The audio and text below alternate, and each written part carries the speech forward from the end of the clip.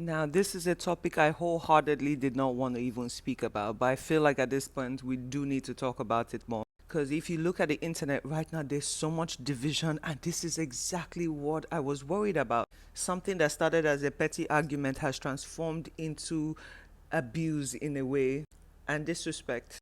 Now, in this video, we're going to cover four different parts of this whole saga. And first, we're going to speak of our legend, Fela, which should never be in conversations like this. We have to seriously learn how to respect legends and people who have paved the way for others to come. He is not just a musician, he's a symbol. And this is a man who has been respected true, in fact, internationally all over. He's a man who stood for the rights of people and tried to use his music to enforce culture. He fought so hard against westernization and freedom of speech for people. Even when you look, I see a lot of people making fun right now of even the way he presented himself on stage. All that was part of the team. He also spoke for the rights of women. You know, all the women you see on stage was a display of freedom. Now, for those of you who don't even know, he even contested for presidency at some point, but he was rejected. And mind you, Fela was not a refrat that came out from the hood. He was actually from an elite family. His educational background is untouched. Everything he did was strategic. And it's such a shame, actually, that in this day, these things are not being taught in schools. We teach history that doesn't even matter anymore, but things like this that shaped Afrobeat. He's literally the inventor of Afrobeat. Without the beginning of his music, people would not even understand what Afrobeat is.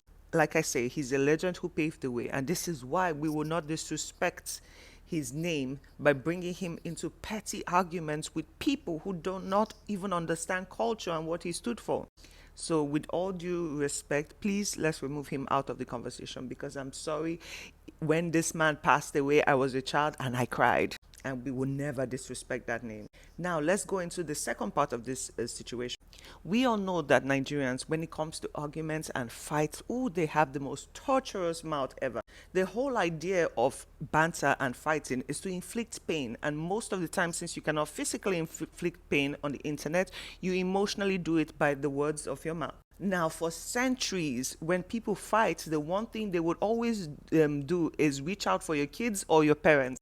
Your papa, your mama. Me personally, I say mothers should have left certain people on the sheets or swallowed. That is just me. So the whole idea is always to inflict the most pain to get a reaction. And when it comes to the internet culture, this is actually a problem because we just know how to instill violence for no goddamn reason.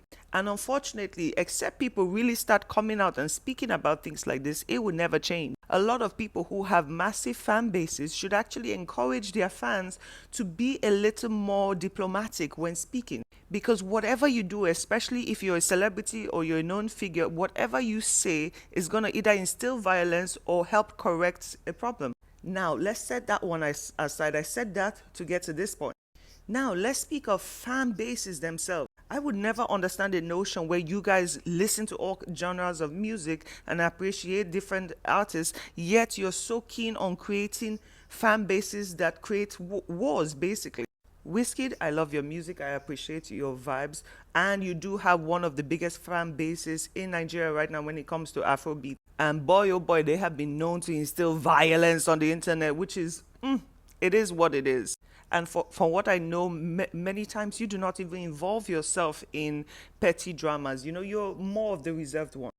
But we owe it to the society for you to control the narrative of your people. You have to, whether we like it or not, you have to sometimes come out and correct the narratives your fans are bringing. Yes, it's all fun and games, people cussing each other out here and there, but it's not correct.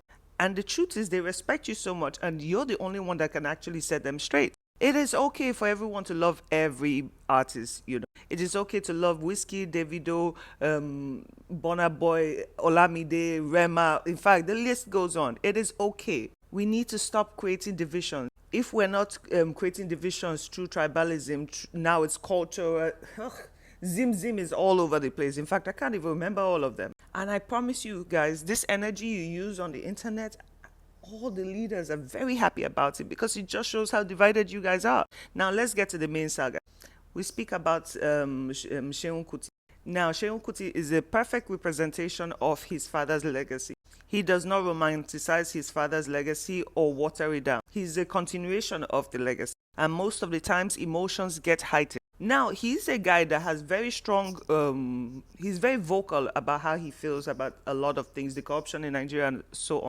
And let's admit, sometimes he does come out as aggressive and as an instigator or as angry instead of a person with strategy. And it's all well in good faith. But you see, this particular saga right now that is going on, I feel like it's being misjudged. This saga is not between Wizkid, Seun Kuti, and Fela. This saga is strictly between the fans of Wizkid and Seun Kuti. And somehow, Wizkid just got stuck in the middle of it. Now, let me tell you something. Every single individual has the right to express emotions of anger when it really gets to that boiling point. I see people come for me all the time, and you know what the truth is? I'm becoming immune to them because the things that would have bothered me before in the past don't bother me no more. But you see, this saga started between Seun Kuti and your fan base, Wizkid, and it is a fight that went on for days. I don't even know why the legend's name keeps being mentioned in comparison to Wizkid. I'm sorry, Wizkid is amazing. He is globally recognized. But it's like comparing Michael Jackson to Taylor Swift. As much as Taylor Swift is amazing and everybody loves her and her fan base is ridiculous, even if I don't even know one song of her, you can never compare yourself to Michael Jackson. He is, for decades to come, hundreds of years to come, Michael Jackson's name will still be on top notch, on top pick. So you see what I mean there? Those are two different legends in two different categories that should never be put in the same category. Now, most of Wizkid's fan base are the Gen Zs, and yes, like I said, they should start educating these kids on in history classes about our culture. In this way, they would know not to cross certain lines. And yes, as much as Wizkid's fan base, which is an indirect reflection of him, pissed off Seun Kuti, Seun Kuti also was not backing down. And now, because of an indirect attack to him, he now made it almost personal to Wizkid. Now, after days of all this goddamn banter, of course, Wizkid did the one thing everybody would do in this situation. He did not say, I am better than Fela Kuti. He said, I am better than your papa. And that is why I brought my second point out, because when people want to hurt, when it comes to vocally fighting, they go for parents or kids. I don't think Wizkid meant any disrespect to our legend. And another thing, for those of you who really follow Wizkid, you will see that he always appreciates the influence he has gotten from Fela Kuti. He has been very vocal about it. For the love of God, he even tattooed his picture on his arm.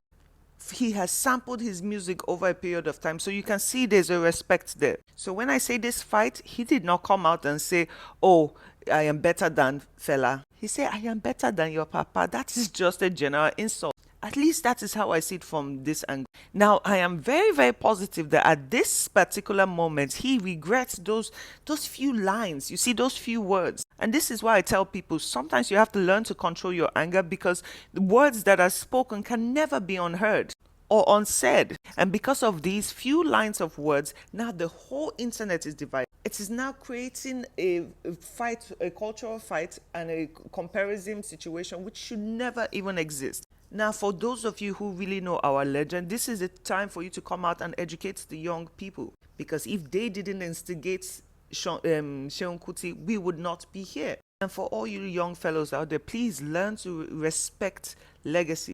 Learn to respect those who have come before you. You need to learn to control your mouth. And you need to also learn to control your tiny fingers. Because all of you say you go to church and you believe in this and that, and yet you do the opposite of what your Bible preaches. You are violent, you are aggressive, you fight for things that do not even matter, and you create favoritism, which is so bullshit at this point. I really truly believe Wizkid did not mean what he said in that context. But please, it would be so lovely if he can come out and make a general apology, not to Seun Kuti, not to the fan base, but to the name of Fela Kuti. Because we both know that he respects that man so much. Dead or alive, Fela's name will always reign.